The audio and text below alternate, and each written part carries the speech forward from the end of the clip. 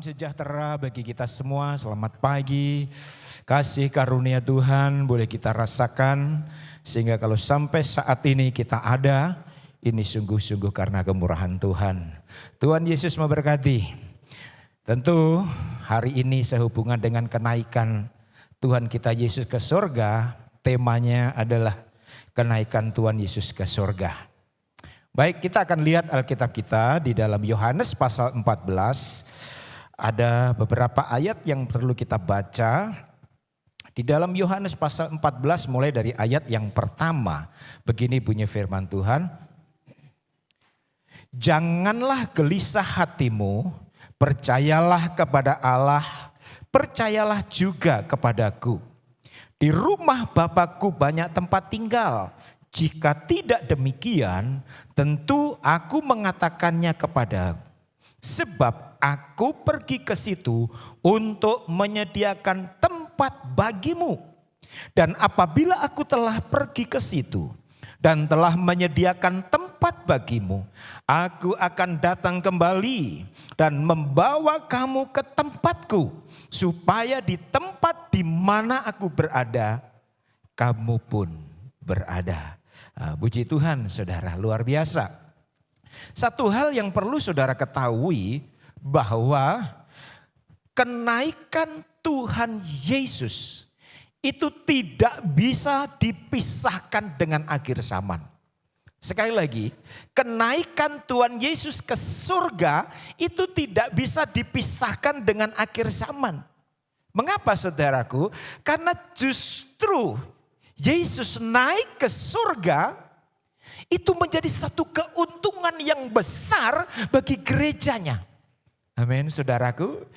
Sekali lagi, ketika Yesus naik ke surga itu menjadi keuntungan yang besar bagi saudara dan saya. Itu menjadi keuntungan yang besar bagi gerejanya yang hidup di akhir zaman. Mengapa saya katakan itu sebuah keuntungan? Kalau saudara melihat ayat yang sudah kita baca tadi, di mana katakan, aku pergi, aku akan menyediakan tempat bagimu. Jadi ini keuntungan yang pertama, kenapa Yesus kembali ke surga. Keuntungan yang pertama yaitu dia menyiapkan tempat bagi saudara dan saya. Amin saudara, luar biasa. Dan keuntungan yang kedua, kalau kita melihat dari ayat tadi dikatakan, aku akan kembali dan menjemput kamu. Siapa yang senang dengan ayat ini yang katakan? Wow, aku akan kembali dan menjemput kamu. Tadi banyak yang angkat tangan. Siapa yang ingin dijemput sekarang? Loh, enggak ada yang angkat tangan. Nah ini satu keuntungan yang luar biasa. Jadi Yesus kembali ke surga untuk menyiapkan tempat bagi kita. Dan keuntungan yang kedua, setelah itu dia akan kembali menjemput saudara dan saya. Ini hal yang luar biasa saudara. Bahkan kalau saudara membaca di dalam Yohanes pasal 14 ayat yang ke-16 di sana dengan jelas katakan, aku akan meminta kepada Bapa agar mengirimkan Roh Kudus, mengirimkan Roh Penghibur, mengirimkan Roh Penolong. Ini saudaraku. Jadi ketika kita menyadari akan hal ini, kita tidak akan khawatir, kita tidak akan takut karena apa? Sekalipun dia kembali ke surga, kita tidak dibiarkan piatu. Amin saudara. Kita tidak dibiarkan piatu. Roh Kudus yang akan menghibur kita. Makanya itu sebabnya kenapa kok sampai Yesus ngomong, aku akan berdoa kepada Bapa agar Bapa mengirimkan Roh Kudusnya, Roh Penghibur. Karena apa? Yesus mengerti. Yesus tahu. Setelah dia kembali ke surga, gerejanya akan mengalami banyak tantangan. Gerejanya akan mengalami banyak intimidasi. Gerejanya akan mengalami banyak kesulitan. Itulah sebabnya Roh Kudus dikirim, Roh Kudus menolong, Roh Kudus menghibur saudara dan saya. Sehingga ketika sesuatu terjadi, kita tetap kuat di dalam Tuhan. Contohnya, berita 1-2 hari ini. Ada anak Tuhan dari NTT. Di Tangerang Selatan ya, sebagai saudara yang mendengar berita. Sementara berdoa dilarang berdoa. Ya. Sementara berdoa dilarang berdoa. Katanya mengganggu. Wow. Ini saudaraku. Belum lagi kalau kita mendengar berita-berita yang tidak mengenakan, ruang gerak para hamba Tuhan mulai dibatasi. Ruang gerak para penginjil mulai dibatasi. Membangun tempat ibadah ada begitu rumit untuk mendapatkan izin. Ini fakta yang terjadi di hari-hari ini saudaraku. Itulah sebabnya kita bersyukur kepada Tuhan. Sebelum dia pergi, aku akan berdoa kepada Bapa agar Bapa mengirimkan Roh Kudus, Roh penolong. Jadi karena Yesus tahu saudara dan saya gereja Tuhan akan mengalami banyak tantangan. Dan tantangan demi tantangan itu kondisinya saudaraku, grafiknya bukan semakin menurun tetapi akan semakin memuncak. Ancaman demi ancaman, grafiknya bukan semakin menurun tetapi akan semakin memuncak. Dan ujung-ujungnya manusia durhakalah. Siapa? Antikris. Jadi ini akan terjadi. Tetapi saya mau kasih tahu, kalau toh itu terjadi, ya, dan memang akan terjadi. Kalau toh itu terjadi, firman Tuhan sudah memberikan kekuatan. Di dalam 1 Yohanes pasal 4 ayat 4 di sana katakan, roh yang ada pada kamu jauh lebih besar daripada roh yang ada di dalam dunia ini. Amin saudara. Nah inilah penghiburan kita. Itulah sebabnya saya katakan tadi, sebuah keuntungan kalau Yesus naik ke surga, selain menyiapkan tempat bagi saudara dan saya, nanti menjemput saudara dan saya sehingga kita bisa bersama-sama dengan Yesus untuk selama-lamanya, tetapi juga kita diberikan Roh Kudus yang akan menolong saudara dan saya ketika Tuhan izinkan kita mengalami banyak benturan, ketika Tuhan izinkan kita mengalami banyak tantangan. Itulah sebabnya saya rindu mulai malam hari ini, selama 10 malam di gereja ini akan mengadakan doa pencurahan Roh Kudus. Saya rindu sebagai seorang gembala. Bila saudara tidak ada sesuatu yang sangat-sangat penting, alangkah senangnya saudara dapat mengambil bagian doa di tempat ini. Menanti janji Bapa itu. Amin saudara. Amin. Kita lihat murid-murid saudaraku. Setelah Yesus kembali ke surga, apa yang dilakukan murid-murid di kamar loteng Yerusalem? Dia berdoa. Mungkin malam pertama Roh Kudus belum bekerja atau belum turun kepada mereka. Tetapi mereka tetap tekun menanti janji Bapa. Malam pertama, malam kedua, malam keempat, sampai malam yang ke-10 Roh Kudus dicurahkan di kamar loteng Yerusalem. Wow. Nah ini janji Bapa digenapi, doa Yesus digenapi. Aku akan mencurahkan Rohku. Dan ini pun sudah disampaikan oleh Nabi Yoel ribuan tahun lalu. Nabi Yoel pun sudah ngomong. Yoel pasal yang kedua, saudara perhatikan. Apa kata Nabi Yoel? Yoel pasal 2. Ayat 28. Kemudian daripada itu akan terjadi bahwa aku akan mencurahkan Rohku ke atas semua manusia. Termasuk saudara yang hadir pada saat ini. Aku akan mencurahkan Rohku ke atas semua semua manusia. Bukan orang-orang tertentu saja. Bukan orang yang setia. Bukan orang dari luar negeri. Bukan orang berpendidikan saudaraku. Tetapi semua. Aku akan mencurahkan rohku kata semua. Maka anak-anakmu laki-laki dan perempuan akan bernubuat. Orang-orangmu yang tua akan mendapat mimpi. Teruna-terunamu akan mendapat penglihatan-penglihatan. Ayat 29 mengatakan juga ke atas hamba-hambamu laki-laki dan perempuan akan kucurahkan rohku pada hari-hari itu. Kapan hari-hari itu? Sekarang ini saudara. Ini janji Tuhan yang sudah dinubuatkan ribuan tahun yang lalu. Aku akan mencurahkan rohku ke atas semua manusia. Dan itu tergenapi di kamar loteng Yerusalem. Secara manusia murid-murid sedih karena ditinggal gurunya. Secara manusia murid-murid sedih karena orang yang selama ini diandalkan. Orang yang selama ini menjadi idolanya mati dan bangkit dan akhirnya kembali ke surga.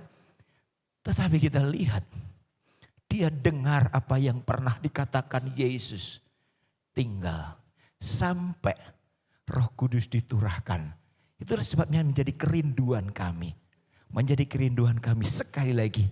Bila memungkinkan saudara bisa hadir sebentar malam. Selama 10 malam berturut-turut. Kita menanti janji Bapa itu. Amin saudara. Kita menanti janji Bapa. Nanti kita akan melihat saudaraku. Apa perbedaannya. Apa dampaknya. Orang-orang yang sudah alami pengalaman jamahan Roh Kudus dengan orang-orang yang tidak mengalami jamahan Roh Kudus. Tentu saudaraku, kalau sekarang mungkin tidak terlalu kelihatan. Tetapi saatnya nanti akan nampak, akan ada perbedaan saudara. Kalau saudara melihat perumpamaan 10 anak darah. Ya, 10 anak darah. Di mana yang 5 dikatakan anak darah yang bodoh dan yang 5 dikatakan yang pandai atau bijaksana. Apa yang membedakan? Mereka semua punya pelita. Pelita berbicara tentang firman. Firmanmu adalah pelita bagi kakiku. Tetapi yang membuat perbedaan antara bodoh dan pandai atau bijaksana. Yang 5 punya minyak dan yang 5 tidak punya minyak. Kita tahu minyak berbicara tentang Roh Kudus. Nah ini saudaraku. Jadi saya bangga dan saya bersyukur saudara adalah anak-anak Tuhan yang setia kepada Tuhan. Puji Tuhan, saya katakan terima kasih Tuhan. Tetapi ada langkah yang harus kita lalui. Ada tahapan yang harus kita lalui setelah kita percaya Yesus. Setelah kita dibaptis air, Yesus rindu kita juga terima baptisan Roh Kudus. Ada tahapan-tahapan yang perlu kita naiki untuk kita Alkitab katakan serupa dengan Yesus. Nah ini yang Tuhan inginkan saudaraku. Jadi yang pertama untuk menghadapi tantangan-tantangan yang semakin gencar. Untuk menghadapi kesulitan-kesulitan, pengaruh-pengaruh dunia yang semakin mengerikan. Yang pertama kita perlu dipenuhi dengan Roh Kudus. Dengan kekuatan kita sendiri. Dengan daya tarik dunia yang semakin luar biasa. Kita bisa tinggalkan Tuhan. Jadi sekarang dunia ini berusaha mempengaruhi kita dengan teknologi yang luar biasa saudaraku. Ya. Saya cukup sedih ketika saya mengunjungi salah satu jemaat yang sudah beberapa minggu tidak masuk gereja. Kebetulan saya ketemu di satu toko. Saya katakan, kenapa pemuda ini saudara, kenapa beberapa minggu ini saya lihat kamu tidak masuk gereja? Waduh Om. Ya kebetulan dia dari Jawa saudaraku. Dia baru pulang liburan. Gembala saya suruh saya online Om. Oh ya sudah. Saudara, suruh online. Ya memang tidak masalah saya katakan. Kamu di online juga dengar firman Tuhan. Tetapi sekarang kamu ada di Labuan Bajo. Kalau kamu sehat-sehat puji Tuhan. Kalau sakit ada apa-apa, siapa yang kamu cari? Apakah gembala yang dari Jawa? Cari gembala online kan tidak mungkin. Nah, saudara, kita lihat di sini teknologi yang bagus. Padahal kita perlu persekutuan dengan saudara seiman seperti pagi ini. Amin, saudara. Nah ini, tetapi kita juga menghormati itu keputusannya. Jadi saudaraku, teknologi yang semakin canggih, kalau kita tidak punya Roh Kudus, itu bisa menggeser hubungan kita dengan Tuhan. Ini teknologi bagus saudaraku, teknologi bagus karena itu bisa kita gunakan untuk memuliakan nama Tuhan. Saudara bisa melihat keadaan dunia dengan melihat cuma bermain dengan jari saudara bisa. Tetapi sekali lagi itu bisa menjadi jerat, itu bisa mendatangkan petaka. Kalau kita tidak memiliki Roh Kudus dalam hidup kita. Jadi ini yang perlu saudara sadari baik-baik. Ini yang perlu kita sadari baik-baik. Jadi yang pertama, untuk menghadapi arus dunia, pengaruh dunia yang semakin merajalela, mau tidak mau, suka tidak suka, kita harus berusaha penuh dengan Roh Kudus. Karena apa? Itu janji Tuhan. Amin, saudara, itu yang pertama. Yang kedua, yaitu pengenalan kita dengan Tuhan harus semakin hari semakin lengket.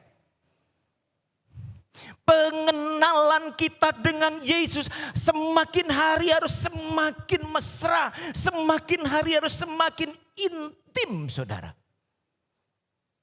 Jangan pengenalan kita semakin lama justru semakin jauh. Tetapi harus semakin intim, hari lepas hari harus semakin intim. Seperti pengakuan Rasul Paulus, tubuh jasmani merosot, tetapi roh diperbaharui dari hari ke hari. Amin saudara, inilah yang Tuhan ingin. Umur boleh tambah, fisik boleh menurun, wajah boleh semakin keriput, gigi boleh permisi satu persatu lepas. Tetapi roh kita harus diperbaharui. Dan itu bisa terjadi ketika yang pertama kita dipenuhi dengan Roh Kudus. Dan yang kedua kita memiliki pengenalan kepada Tuhan itu semakin hari semakin intim. Karena apa? Kalau kita tidak memiliki dua hal ini saudara, ketika terjadi goncangan demi goncangan, tidak menutup kemungkinan kita akan menyangkal Tuhan. Ya, sekali lagi, kalau kita tidak memiliki dua hal ini, yaitu penuh dengan Roh Kudus dan memiliki pengenalan dengan Tuhan semakin indah, tidak menutup kemungkinan goncangan demi goncangan yang terjadi membuat kita tinggalkan Tuhan. Apalagi firman Tuhan pun mengatakan satu saat Tuhan akan menggoncangkan langit. Wow. Satu saat aku akan menggoncangkan bumi. Satu saat aku akan menggoncangkan darat. Satu saat aku akan menggoncangkan laut. Kita lihat ayatnya saudara. Dalam Hagai pasal 2 ayat 7. Sebab beginilah firman Tuhan semesta alam. Sedikit waktu lagi. Wow. Sedikit waktu lagi. Maka aku akan menggoncangkan langit dan bumi, laut dan darat. Sedikit waktu lagi. Kapan ya? Di hari-hari ini. Kalau saudara dan saya tidak penuh dengan Roh Kudus. Dan pengenalan kita kepada Tuhan hanya tipis. Goncangan-goncangan ini bisa membuat saudara tinggalkan Tuhan. goncangan kesehatan. Kenapa ya aku sakit kok enggak sembuh-sembuh? Padahal aku sudah berdoa, kenapa ya? Katanya bilur-bilur Yesus itu maha dahsyat. Tetapi faktanya aku sudah berdoa juga enggak sembuh-sembuh. Goncangan ekonomi. Saudara sudah bekerja dengan keras, bekerja dengan semangat. Tetapi hasilnya begitu-begitu saja. Dan banyak goncangan-goncangan lain. Kalau kita tidak penuh dengan Roh Kudus, saudara. Sekali lagi, tidak menutup kemungkinan kita akan menyangkal Yesus. Tidak menutup kemungkinan kita akhirnya tinggalkan Yesus. Tetapi orang yang memiliki hubungan yang manis dengan Tuhan. Pengenalannya Tuhan dengan Tuhan semakin hari semakin baik. Dan penuh dengan Roh Kudus. Dia akan tetap kuat di dalam Tuhan. Amin, saudara. Amin. Amin. Rasanya berat, saudara, terlalu fokus. Ya enggak apa-apa, saudara. Nah ini. Goncangan ini bisa membuat saudara lepas dari kasih Tuhan. Tetapi sekali lagi, orang yang tetap memiliki hubungan dengan Tuhan begitu luar biasa, saudara. Pengenalannya semakin dekat dan penuh dengan Roh Kudus. Dia akan tetap kuat. Dia akan tetap kuat. Daniel pasal 11 ayat 32. Dan orang-orang yang berlaku fasik terhadap perjanjian akan dibujuknya sampai murtad dengan kata-kata licin. Nah ini. Tetapi umat yang mengenal Allahnya akan tetap kuat. Ya. Umat yang mengenal Allahnya, umat yang memiliki pengenalan kepada Tuhan dengan baik, dia akan tetap kuat. Dan akan bertindak. Ini saudaraku, jadi ini yang perlu saudara sadari baik-baik ya. Ini yang perlu saudara sadari baik. Karena apa? Sekali lagi goncangan demi goncangan saudara. Untuk kedepannya bukan semakin ringan. Itulah sebabnya ayat pokok tadi mengatakan Yesus bilang apa? Jangan gelisah. Jangan gelisah. Karena apa? Yesus tahu murid-murid akan alami goncangan. Dan goncangan itu bisa membuat mereka gelisah. Goncangan itu membuat mereka sedih. Goncangan itu membuat mereka khawatir. Itulah sebabnya Yesus bilang jangan gelisah. Ini yang Tuhan inginkan saudaraku. Coba sehari-hari ini kegelisahan itu merajalela di segala bidang. Memikirkan bagaimana dengan masa depan anak-anakku. Memikirkan bagaimana dengan pekerjaanku. Memikirkan bagaimana dengan keluargaku nanti. Dan begitu banyak. Dan itu banyak membuat anak Tuhan gelisah. Nah ini. Padahal ketika di gereja dia nyanyinya luar biasa. Aku punya Tuhan yang besar. Wah. Bagaimana lanjutannya? Aku punya Tuhan yang besar. Yang telah berjanji dan sanggup menggenapi. Kalau kita tahu bahwa kita punya Allah yang besar, saudaraku. Seharusnya goncangan demi goncangan yang Tuhan izinkan tetap akan membuat kita kuat. Jangan hanya kita menyanyi aku punya Allah yang besar. Ketika terjadi goncangan kita langsung loyo. Ayo. Iblis tidak pernah berhenti untuk berusaha menjatuhkan saudara dan saya. Amin, saudara, khususnya pimpinan-pimpinan gereja. Itulah sebabnya saya bersyukur setiap saat saudara senantiasa mendoakan kami berdua. Tanpa doa saudara kami tidak akan mampu, saudaraku. Kami tidak akan mampu. Karena ada hamba Tuhan yang ngomong sama saya. Semakin banyak sapi, banyak kotoran. Jadi kalau umat semakin bertambah, tantangannya pun juga akan bertambah. Dan itu kami sadari. Itulah sebabnya saya membutuhkan dukungan doa daripada saudara. Goncangan-goncangan ini, tantangan-tantangan ini. Kalau hubungan saya dengan Tuhan tidak lekat, tidak menutup kemungkinan saya akan menyerah. Tuhan, saya sudah tidak mampu. Terjadi kesukaran demi kesukaran melanda di dalam pelayananku. Aku tidak mampu Tuhan.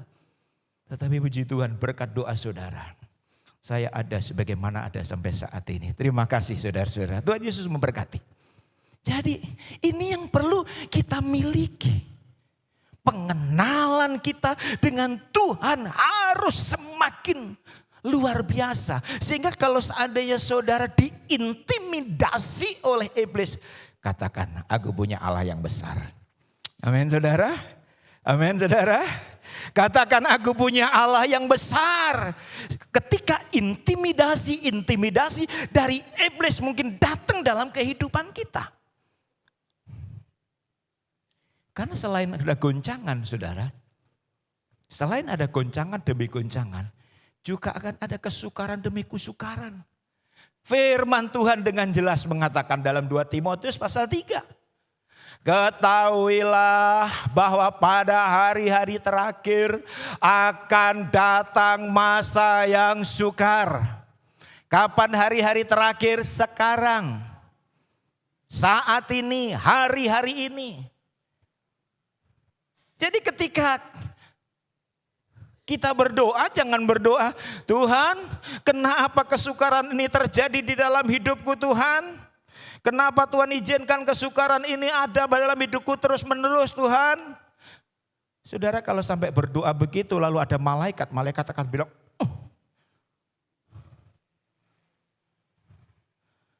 kan ribuan tahun lalu ayat ini sudah menulis.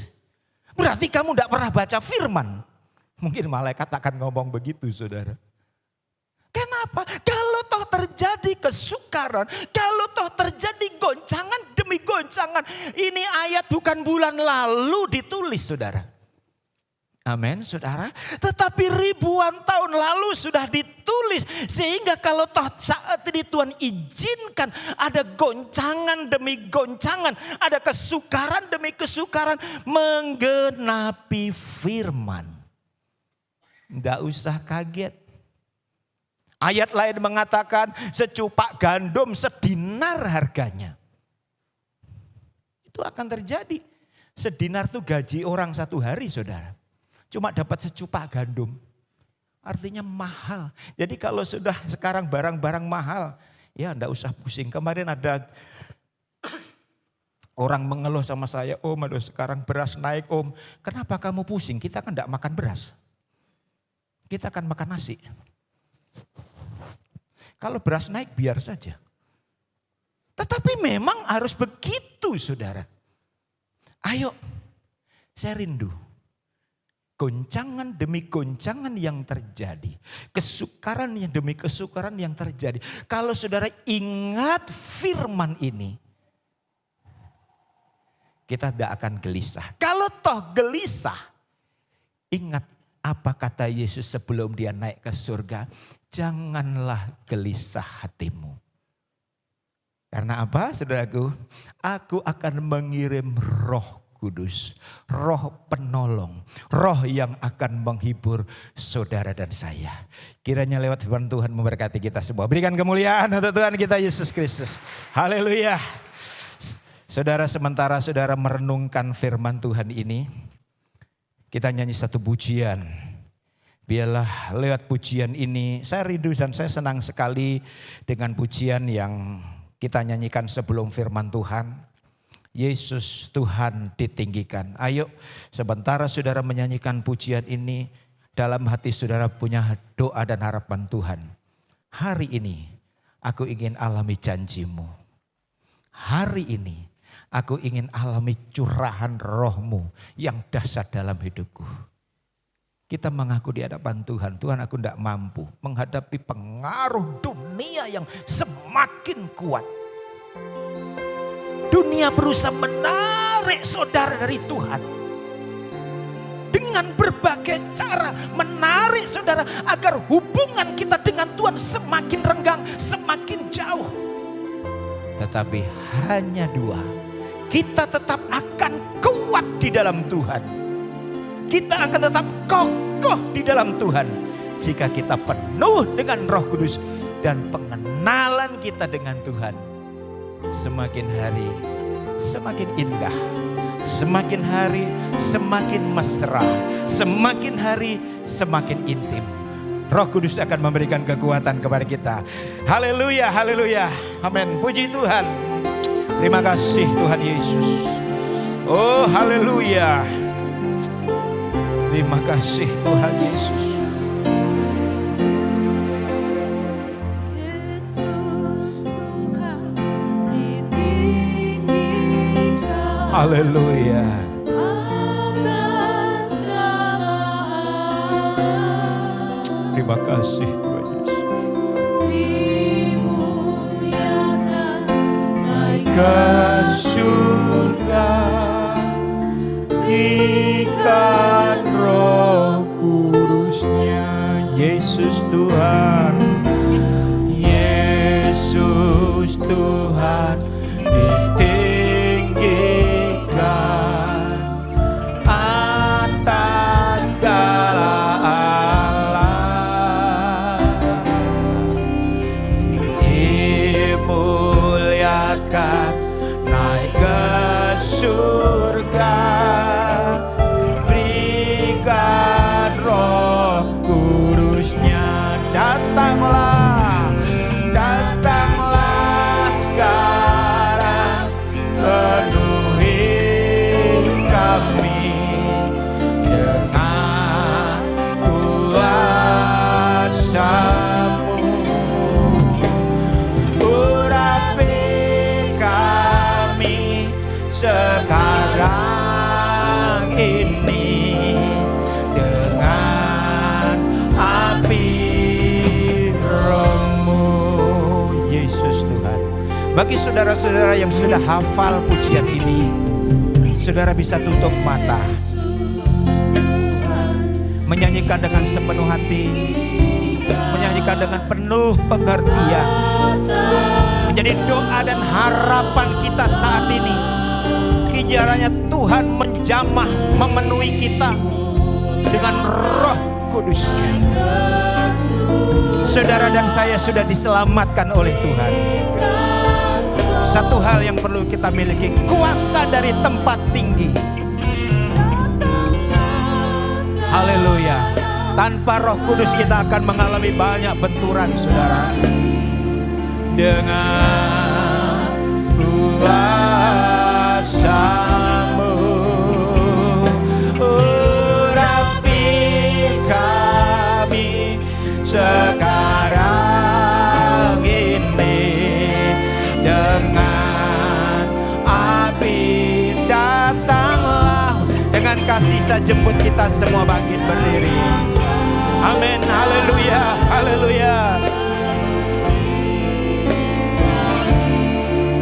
Dengan kuasa-Mu, urapi kami sekarang ini dengan, sekali lagi, datanglah sekarang, datanglah sekarang, penuhi kami dengan kuasa-Mu.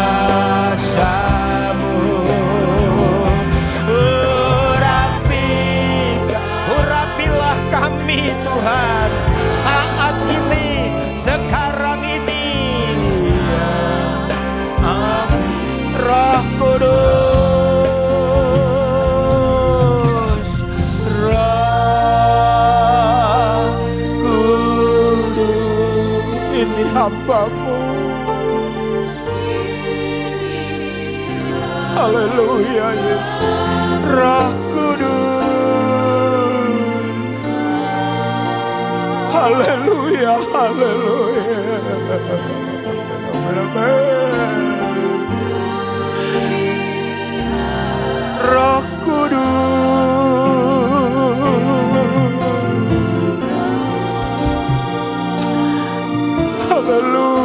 haleluya, haleluya, haleluya.